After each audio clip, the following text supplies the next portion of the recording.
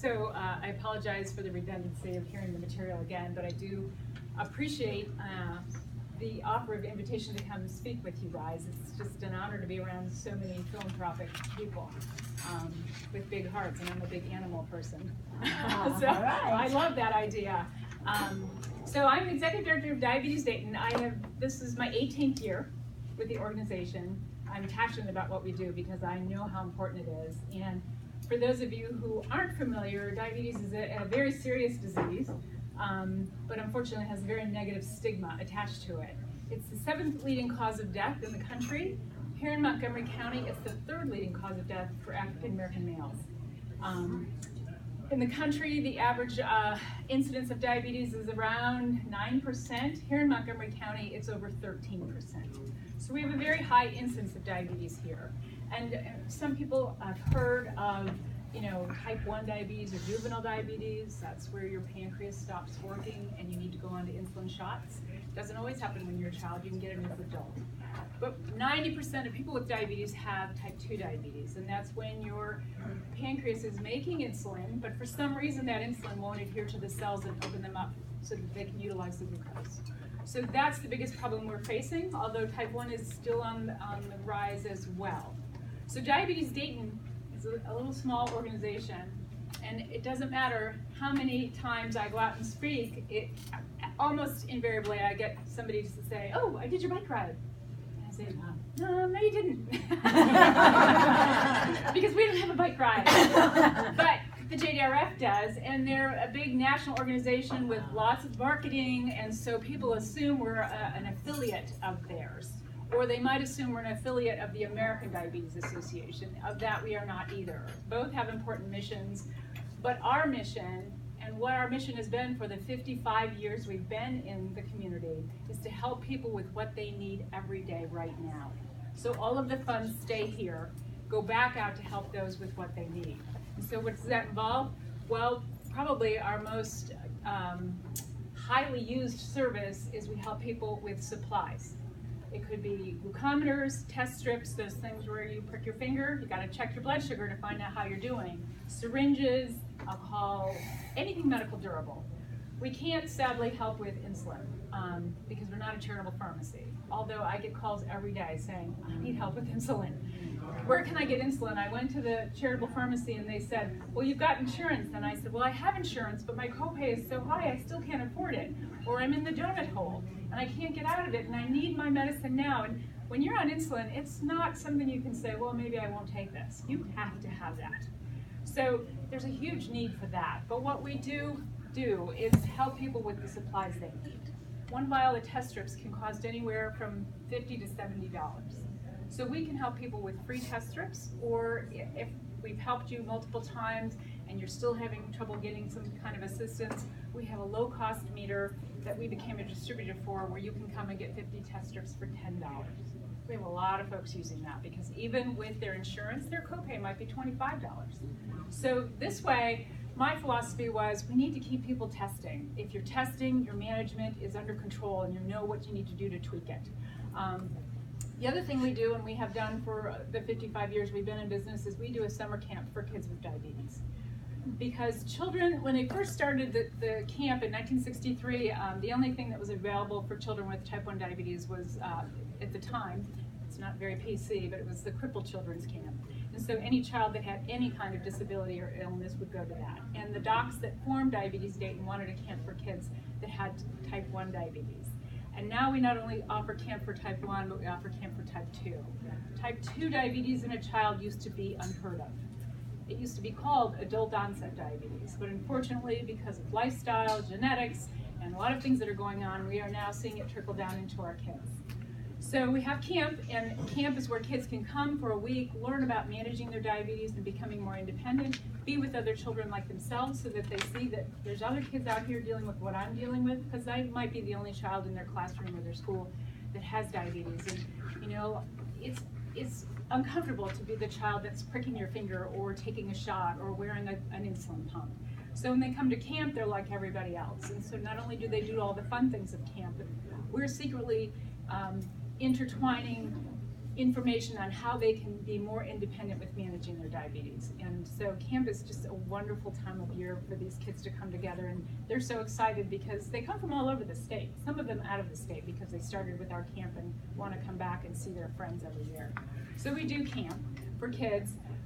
We do the supplies. We also have accredited free diabetes education classes. Now, if you are lucky enough to have health insurance, you can go to a hospital diabetes education, and they'll probably bill your insurance about $350.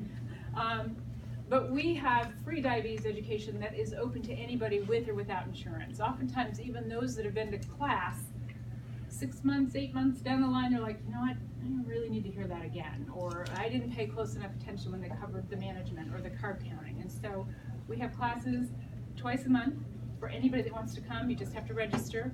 And we always encourage people to bring a support person. Who's your cheerleader? Who's helping you, manage your diabetes, cooking your meals for you, so they can come hear the information too.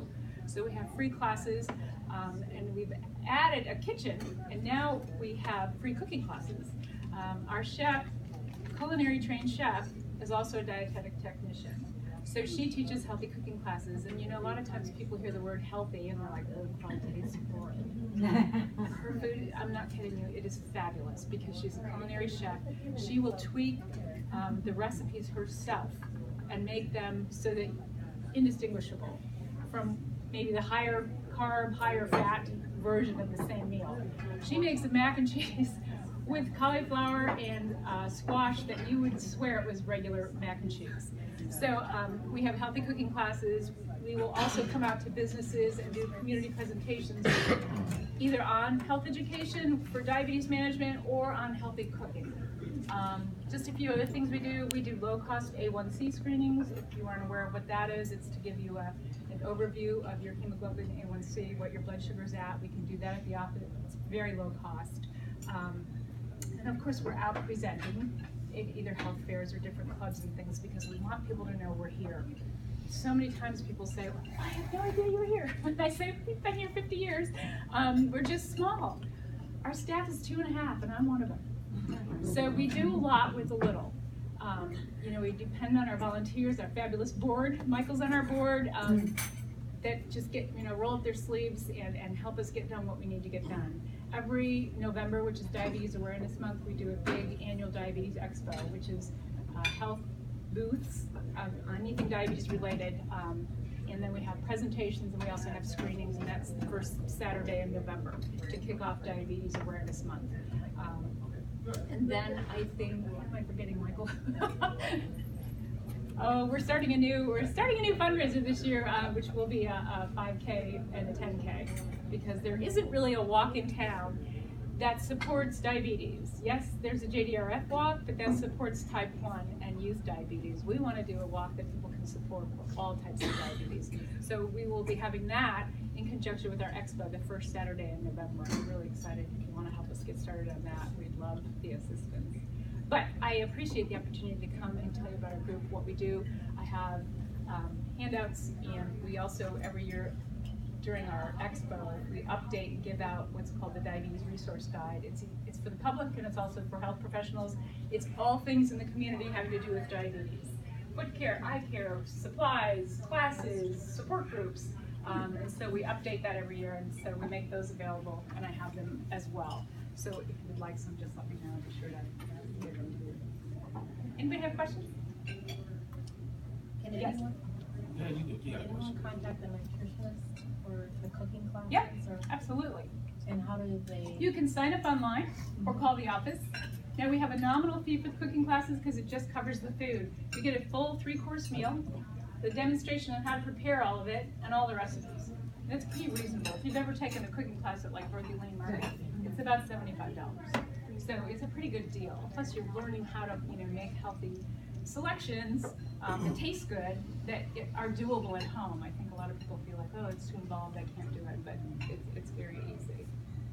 Yeah. Question? Oh, I was going to say, when my son, he went to your camp for several years. Oh, did he? Yes, he did. He went there for about 4 years. He's 33 now. Oh my goodness. Yeah. He went, it's and I had to learn all that cooking and all that stuff that you had to do to prepare. And it's hard. to send your child to camp that has a chronic disease that you're used to, being in charge of around the clock, because you got to monitor their blood sugars around the clock to make sure they don't go low or don't go high when they're sleeping.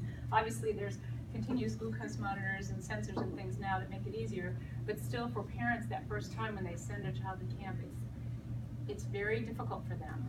And we almost have to push them out. It's okay, we got this, because we have docs from Children's, we have nurses, counselors. We have 1 doc, 1 nurse, and 2 counselors for every cabin of 12 kids. We have more medical staff, I think, than any diabetes camp that I'm aware of. But let me tell you, after they come back that first year and they see how much their child had a great time, how much more independent they are, it's also a respite for the parents that have other children. That, it isn't all around diabetes, so they get a break too. But it's just a wonderful experience being able to